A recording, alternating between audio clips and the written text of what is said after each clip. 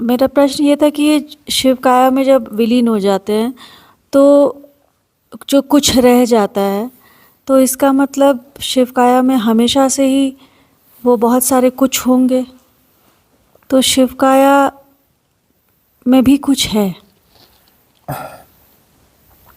ऐसा है शिव क्या? काया में जब विलीन हो जाते हैं तो क्या पीछे कुछ रह जाता है क्या? कुछ ना कुछ रह जाता है। अच्छा, तो फिर विलीन होना कैसे होगा? आप कह रहे थे ना कि कुछ रह जाता है, कुछ। देखो भाई, हमारी बातों का भरोसा नहीं करना, है ना?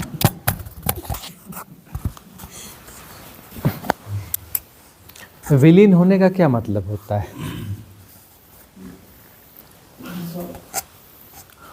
डिसॉल्व होने का मतलब क्या रहता है? कि तुम नहीं रहे। यदि तुम हो तो समस्या है, तुम्हारा होना समस्या है, तुम्हारी पृथकता समस्या है। और पृथकता विसर्जित हो गई मतलब भ्रांति विसर्जित हो गई। भ्रांति विसर्जित होने के बाद अब क्या रह जाता है? भ्रांति विसर्जित होने के बाद थोड़ी सी भ्रांति रह जाती है, ऐसा? अरे भ्रांति विसर्जित होने के बाद भ्रांति रह ही नहीं जाती, कि भ्रांति थी ही नहीं। शुद्ध तत्व के बाहर कुछ हो कैसे सकता है?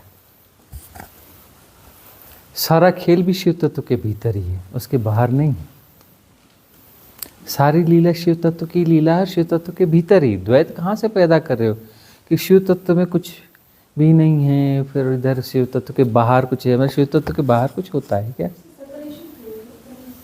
हाँ, सेपरेशन क्रिएट हो जाता है तो एक शिव तत्व के बाहर हो जाता है, समझ लो ना। शिव तत्व के बाहर कुछ है ही नहीं, शिव तत्व के बाहर कुछ है ही नहीं। भ्रांति क्या है? कि शिव तत्व के बाहर कुछ है। भ्रांति क्या है? कि शिव तत्व के बाहर कुछ है, मतलब मैं कुछ हूं और मैं शिव तत्व के बाहर हूं, यही भ्रांति है, यही भ्रांति है। मैं हूं और शिव तत्व के बाहर हूं, यही भ्रांति है। अरे शिव तत्व के बाहर कुछ भी नहीं है, यह भ्रांति भी शिव तत्व के भीतर ही है। यह भ्रांति भी शिव तत्व के भीतर ही। क्यों? क्योंकि उसी की लीला है, उसके होने का ढंग है, उसके होने का ढंग ये सृष्टि है। और बहुत गौर से देखोगे तो उसके होने का ढंग ये संसार भी है। सृष्टि भी वही है और संसार भी वही है, क्योंकि खेल वही है ना। खेल भी वही रहा है तो खेल भी वही है, दूसरा तो कोई है ही नहीं, है ना? दूसरा तो कोई है ही नहीं। तो खेल भी वही खेल रहा है और खेल भी वही है, खेल कोई दूसरा नहीं है। तो भ्रांति भी वही है। और भ्रांति क्यों है? क्योंकि उसी जरूरत है, इसीलिए भ्रांति है, वह लीला है।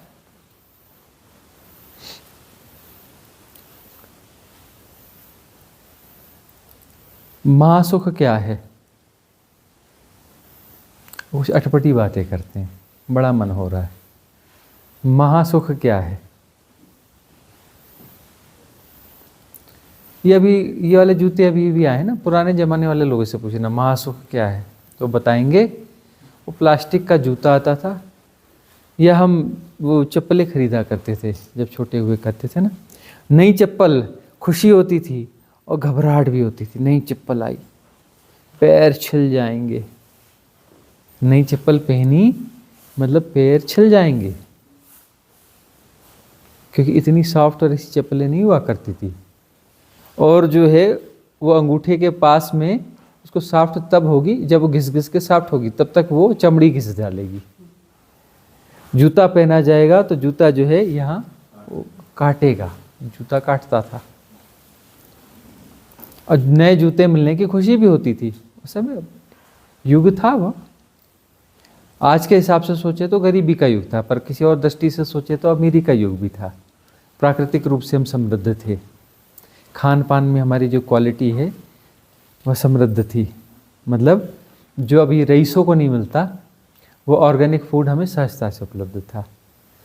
शुद्ध वायु और ज़्यादा उपलब्ध थी। हालांकि शुद्ध वायु में हम तो अभी भी रहते हैं, और उस हिसाब से गरीबी थी। तो जूते आसानी से मिलते नहीं थे, चप्पलें आसानी से मिलती नहीं थी। एक जब टूटती थी तब दूसरी मिलती थी, और वो जब मिलती थी तो खुशी भी होती थी और दुख भी होता था। खुशी इस प्रकार से, खुशी मिलती थी और कष्ट मिलता था, दुख नहीं कष्ट मिलता था। खुशी मिलती थी और कष्ट मिलता था। खुशी नए की मिली और कष्ट ये मिलता था कि हाँ। अब वो जब जूते पहन के जाते थे वाले, कहीं जाते थे, और पहुंचने के बाद में जब जूते उतार करके बैठते थे,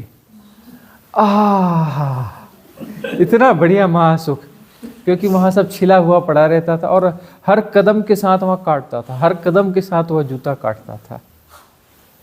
जितना चलेंगे हर बार काट रहा है और चलना जरूरी है। और जैसे ही जूता उतारते थे तो महासुख।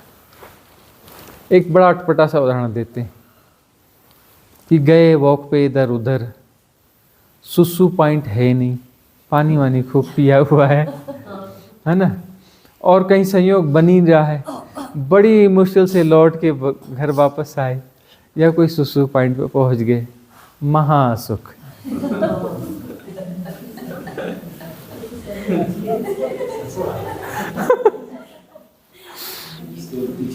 पुराने जमाने में जाने की जरूरत नहीं, नया एग्जाम्पल।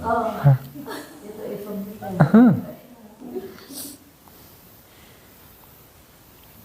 तो जो है बहुत गौर से देखोगे ना, कुछ ऐसी ही बात है, कुछ गंभीर बात है ही नहीं, ऐसी ही बात है। भ्रांति क्रिएट हो गई, फंस गए, फसावट की भ्रांति है ना। और जब भ्रांति विसर्जित होती है तो महासुख, एक महासुख घटित होता है जैसे वो भ्रांति विसर्जित होती है, सेपरेशन की। वह जो विलीन होने की प्रक्रिया है ना, भ्रांति के मिटने की प्रक्रिया है, जब तक मिटेगी नहीं तब तक महासुख लगेगा। और जैसे ही वो भ्रांति पूरी तरह से विलीन हो गई तो महासुख भी विलीन हो जाएगा। इधर दुख था, लंबा दुख भोगा है, उसको बैलेंस करने के लिए महासुख आएगा ना। दुख तो बड़ा लंबा भोगा, और उसको जीरो होने के लिए जितना लंबा भोगा उसके बराबर का कोई महासुख आएगा, तब तो जीरो होगा ना। उसे माइनस करेंगे तब उसकी वैल्यू जीरो आने के लिए वही तो चाहिए ना। इसलिए जो है जब वह भ्रांति डिसॉल्व होती है, ऐसे तो समय को जी रहे थे, समय को जी रहे थे, दुख जो है समय को पैदा कर रहा था, समय दुख को पैदा करता है, दुख समय को पैदा करता है। दोनों अन्योन्याश्रित हैं, दोनों झूठ हैं। दुख भी झूठ है, समय भी झूठ है, न दुख होता है न समय होता है। दोनों झूठ एक दूसरे को संभाले हुए थे। अब जो है लंबा दुख भोगा है, जीवन दुख है। भगवान बुद्ध कहते हैं ना, जीवन दुख है। तो दुख जो है बड़ा लंबा दुख भोगा है, लंबा दुख भोगा है। और जब वो डिसॉल्व होने की प्रक्रिया छोटी सी होती है, या जितनी भी होती है, जो साधना काल होता है, जैसे जैसे डिसॉल्व होती है ना, महासुख। और जो है अंत समय में जो विलीनीकरण की प्रक्रिया एकदम तेजी से पूर्ण होती है ना, उस प्रक्रिया में होता है महासुख। उसको क्या कहते हैं? समाधि। उसको क्या कहते हैं? समाधि। और समाधि को अंततः क्या होना चाहिए? जाना चाहिए। समाधि को जाना चाहिए। उस विलीनीकरण के साथ में अंततः समाधि को भी विलीन हो जाना चाहिए। ठीक है ना? विलीन हो गए तो सब कुछ विलीन, समाधि भी विलीन। समाधि को क्यों बचना चाहिए? समाधि तो द्वैत हो जाएगा।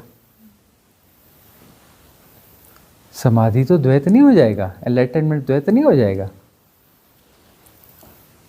तो महासुख जो है उस समय घटित होता है, और समाधि उसको हम समाधि सा कहते हैं। और उसके बाद समाधि भी खत्म, जिसको समाधि घटी वह भी खत्म, सेपरेशन पूरी तरह से खत्म, शिव तत्व रह जाता है। और जो है बुद्धू की तरह पैदा होते हैं। मतलब बुद्धू की तरह पैदा होता है। पैदा तो वही होता है ना, दूसरा है कौन?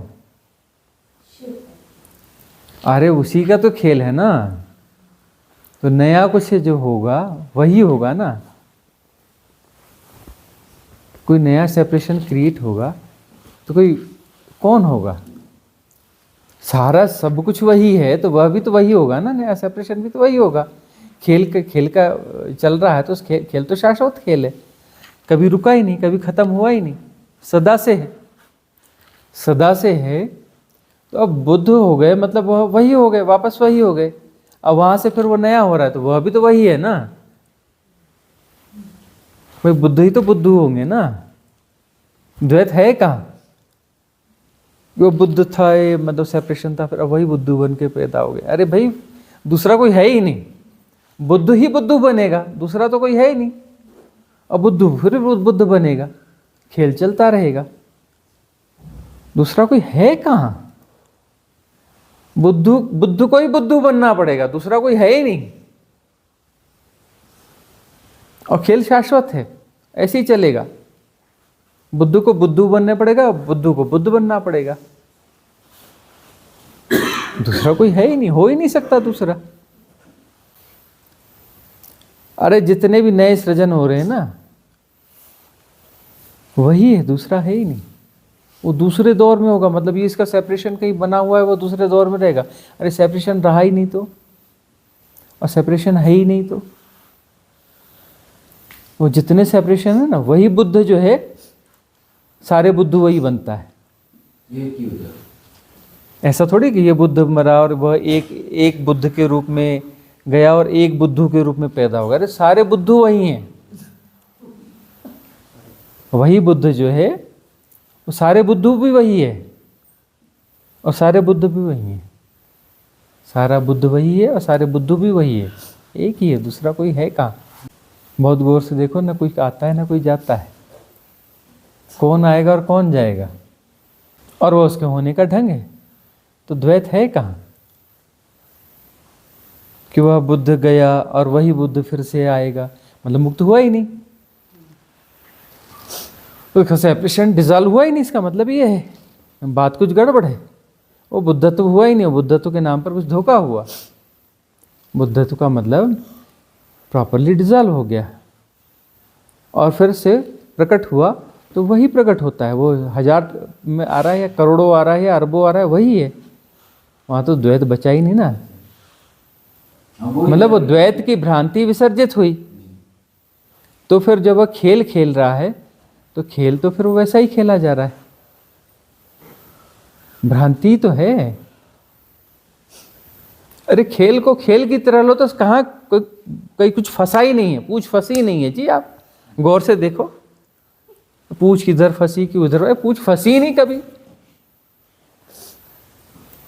पूछ तो कभी फंसी ही नहीं। खेल की तरह देखो ना, गंभीर होते हो तो पूछ फंसी हुई है, जब तक तुम गंभीर हो तो पूछ फंसी हुई है। हाथी निकल जाता है, पूछ फंसी रहती है।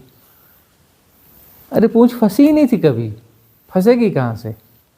गंभीर हो मतलब पूछ फंसी हुई है, जब गंभीर नहीं हो, ठाका मार के हंसते हो, खेल खेल की तरह स्पष्ट हो जाता है, तो पूछ तो फंसी ही नहीं थी। अरे पूछ फंसने के लिए पूछ होना भी तो चाहिए, पूछ है ही नहीं, होती तो फंसती। अब बोलते नहीं जी मेरी पूछ फंसी हुई है। अरे पूछ थी कब ये तो बताओ, होती तो फंसती।